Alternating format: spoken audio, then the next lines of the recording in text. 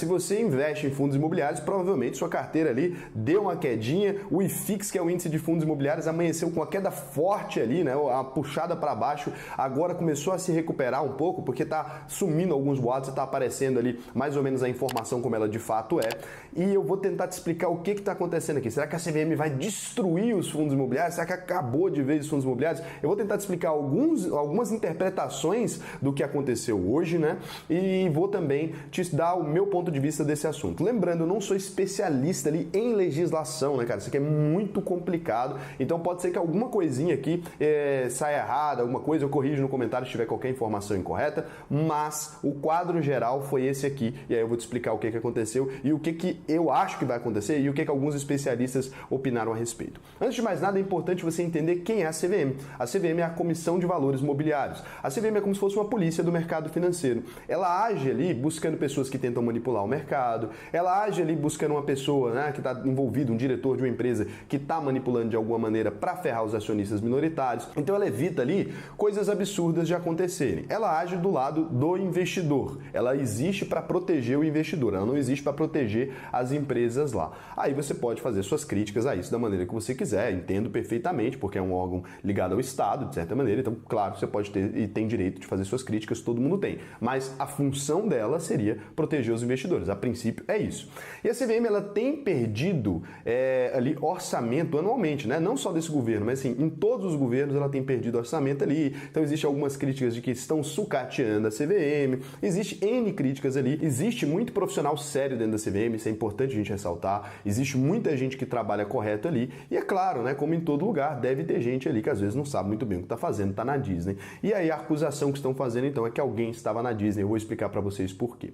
O que acontece é que a CVM autuou um fundo imobiliário específico, o MXRF11, mas ela autuou ele ali e não ficou muito claro o motivo exato pelo qual ela autuou ele. O entendimento de algumas pessoas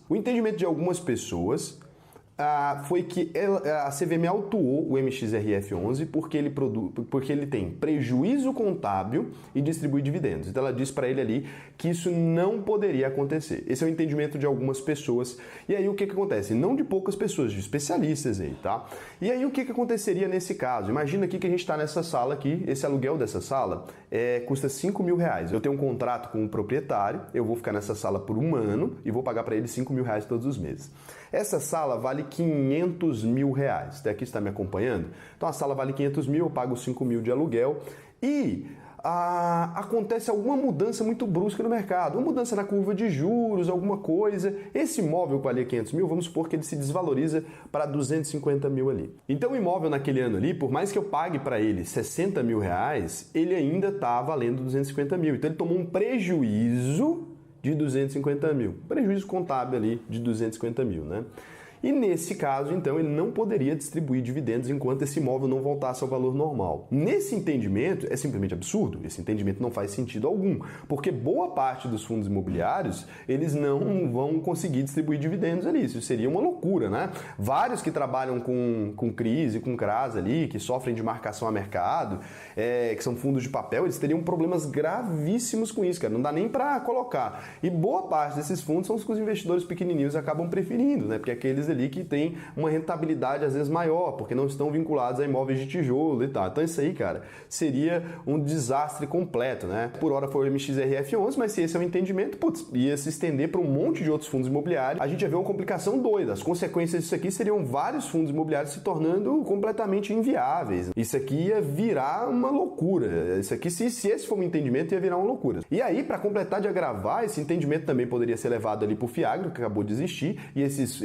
Fiagros são a maioria dos Fiagros que a gente tem hoje no mercado, é tudo de CRAS, eu expliquei para você o que é Fiagro aqui. Então esse produto que acabou de começar a funcionar no Brasil, ele seria extinto de maneira absurda. Ele nem existiria como produto, porque ele deixaria de existir, porque nesse entendimento ele nunca poderia pagar os proventos ali, ninguém vai investir num Fiagro que não paga proventos, nem num fundo imobiliário que não paga proventos. E aí, a interpretação de outras pessoas é que, na verdade, quando a gente fala de marcação a mercado, né, a gente está falando de outro fenômeno. Então não aconteceria dessa maneira. O entendimento não seria esse para o fenômeno de marcação a mercado. Porque a marcação a mercado, na hora que a gente olha os balanços da empresa, ela age ali simplesmente sobre o patrimônio líquido. Então ele não entraria, né, com o prejuízo ou lucro contábil.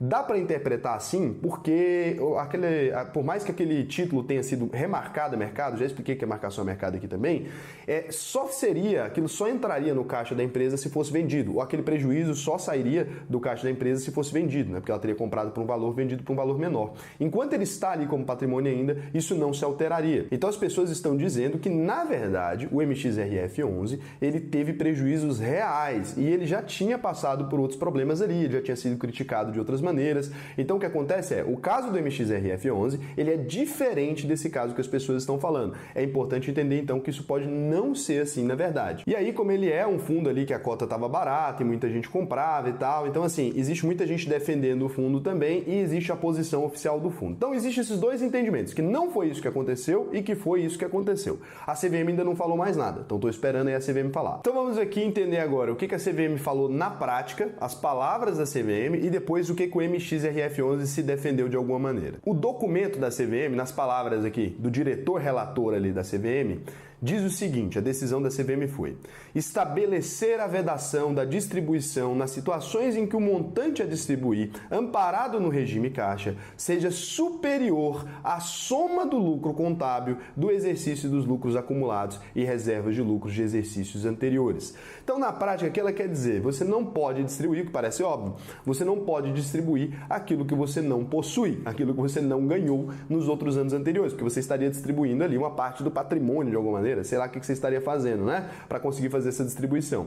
Parece fazer sentido. Só que aqui, quando a gente fala a palavra lucro contábil, a gente quer dizer então que se ele tiver um prejuízo contábil ali, que não é um prejuízo real, então ele não poderia distribuir. Entendeu? O problema é essa palavrinha aqui. E aí a CVM disse que nesse caso, então, se o fundo ali for distribuir um valor maior que esse lucro contábil, ele deveria tratar ali como amortização das cotas ou devolução de capital, que não faria sentido, né? E o que aconteceria nesse caso quando os laudos vierem, né, dos valores dos imóveis ali, e jogar o valor para baixo, se isso acontecer de fato, e vai acontecer porque agora a gente tem uma alta da Selic ali, isso vai diminuir o preço dos imóveis talvez, os fundos imobiliários ficariam impedidos ali de distribuir, né, os dividendos. Isso seria não só um problema para eles ficarem impedidos ali de distribuir, como também criaria uma imprevisibilidade no valor a ser distribuído, porque não seria mais atrelado à rentabilidade, ao aluguel ali, né? Seria atrelado a uma coisa meio aleatória, ao valor dos imóveis ali. Só que é claro, né, que apesar da CVM ter tomado essa decisão, ela pode mudar de ideia a qualquer momento. Isso aqui foi uma decisão ali que ela tomou naquele caso específico, ela pode reavaliar e falar: não, gente, peraí, não era isso que vocês entenderam, não. E tanto corrigir aquilo que a gente está pensando, né,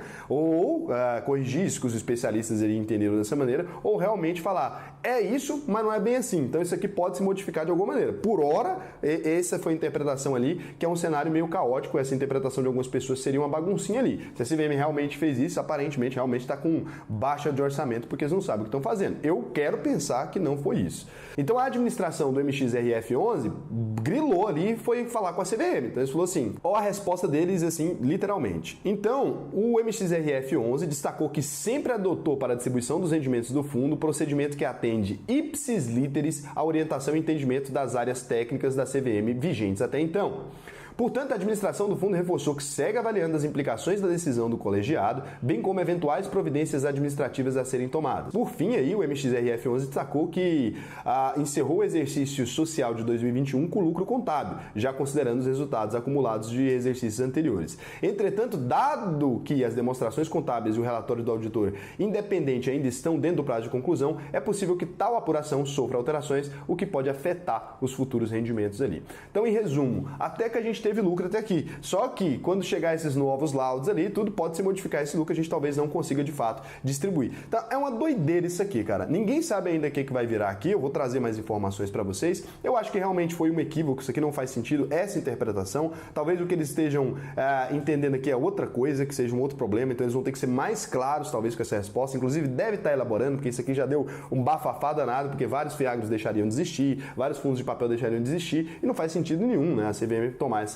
essa decisão aqui agora. Acho que isso aqui foi muito um entendimento incorreto que o mercado teve de alguma maneira, que algumas pessoas, alguns legisladores talvez lá da CVM, na hora de escrever isso aqui, não raciocinaram muito bem ali o que estavam falando, o que estão se referindo de modo geral, que iriam autuar ali o MXRF11 por alguma outra coisa específica e acabou virando um peteco aqui, isso aqui, tá? Ficou um entendimento meio dúbio aqui, porque já tinha escrito em legislação que tem que distribuir 95% dos lucros e tal, o resto da norma ali da CVM, eles só exemplificam aquilo. Foi só um entendimento diferente mesmo de tudo que veio sendo nos últimos anos, né? Já tem aí o mercado de fundos imobiliários há vários anos, não faz sentido esse entendimento de repente, tá bom? Então eu queria trazer isso aqui para vocês, que é um assunto sério. E aí, o que você acha? Será que foi e a gente entendeu errado ou é isso mesmo, né? Fica aí, dá aí sua opinião.